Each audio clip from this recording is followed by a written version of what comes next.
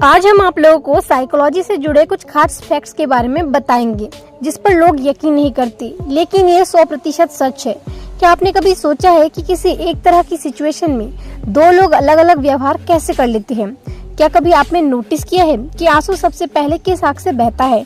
जब बात आती है हेल्थ की तो हम कई बातों को जानते हैं और जानने की कोशिश भी करते हैं, लेकिन दिमाग से जुड़ी बातों पर ध्यान नहीं देते।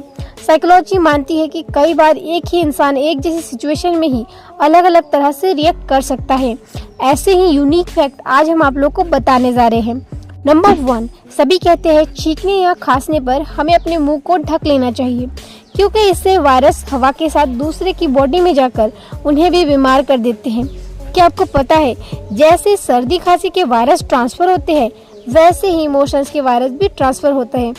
नहीं, यह इमोशंस का वायरस मतलब कोई सचमुच का वायरस नहीं, बल्कि एक्सप्रेशन का एक तरीका है। जैसे सर्दी जैसी बीमारी ट्रांसफर हो सकती है, वैसा ही हाल इमोशंस का भी है। दुख, खुशी, स्ट्रेस, यहाँ तक कि एंजाइटी भी ट्रांसफर हो सकती है। कभी कभी तो ऐसा हो जाता है कि आप बहुत दुखी है, लेकिन आपने किसी को ये बताया नहीं, फिर भी आपके करीबी को आपके दुख का एहसास हो सकता है। अगर आप सड़क से जा रहे हो और आपने किसी दुखी आदमी को देख लिया तो आपका भी मूड खराब हो सकता है। और आपको पता है अगर आप अपने इमोशनल स्ट्रेस को किसी से शेयर करते हैं तो ये उससे भी हो सकता है। नंबर 2, म्यूजिक से बढ़ सकती है आपके सोचने की शक्ति। पहले इसे मोजार्ट इफेक्ट माना गया था, जिसे पहले सच्चाई समझा जाता था। दरअसल पहले के ज़माने में ये मान्यता थी कि क्लासिक म्यूजिक जैसे मोजार्ट आदि को सुनने से कुछ टाइम के लिए हमारी बुद्धिमत्ता बढ़ जाती है। इसके बाद इसे लेकर कई लोगों ने रिसर्च किया। रिसर्च से ये बात तो पूरी तरह प्रूफ नहीं हुआ कि बुद्धिमत्ता बढ़ती है, लेकिन हाँ ये ज़रूर माना जाता है कि म्यूजिक दिमाग पर पॉजिटिव इफेक्ट डालता है, जिससे हमारे इमोशंस और दिमाग दोनों लिंक होकर काम करते हैं। शायद इसीलिए ही म्यूजिक सुनकर लोग खुद को ज़्यादा क्रिएटिव महसूस करते हैं।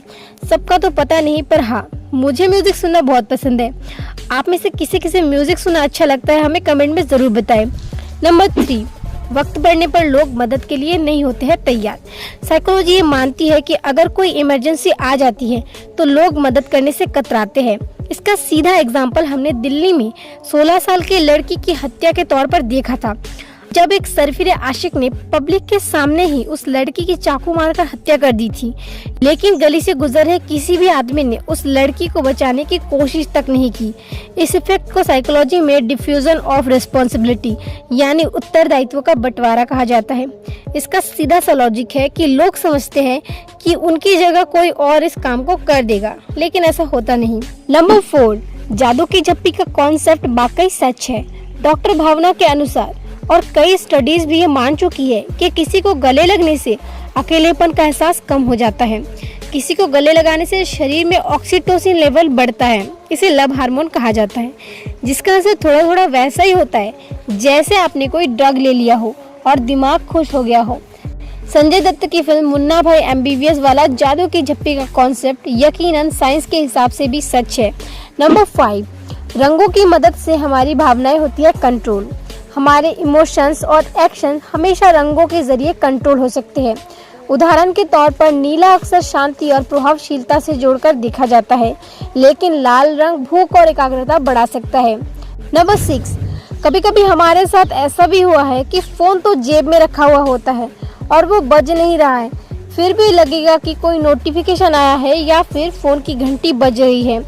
आजकल फ़ोन की इतनी आदत लग चुकी है कि हमें ये सोचकर ही अजीब लगता है कि कई फ़ोन की रिंगटोन हमसे मिस ना हो जाए। हम बस उसी फ़ोन के बजने का इंतज़ार करते रहते हैं। नंबर 7, अगर आप खुश हैं तो आपका दिमाग भी खुश होगा। इसके साथ हमारे बॉडी में भी इसका असर होता है। जब हम हंसते हैं तो बॉडी में एंडोर्फिन रिलीज होते हैं और शरीर के अंदर फील गुड केमिकल बढ़ जाते हैं। इससे दुख और दर्द दोनों ही कम होते हैं। आपका मूड अच्छा रहता है और अगर आप ज़्यादा हंसते हैं तो आपकी पूरी सेहत भी अच्छी होती है। थैंक यू दोस्तों, वीडियो पसंद आए तो लाइक करें और ऐसी वीडियो देखने के लिए हमारे चैनल को सब्सक्राइब करें। मिलते हैं अगले वीडियो में।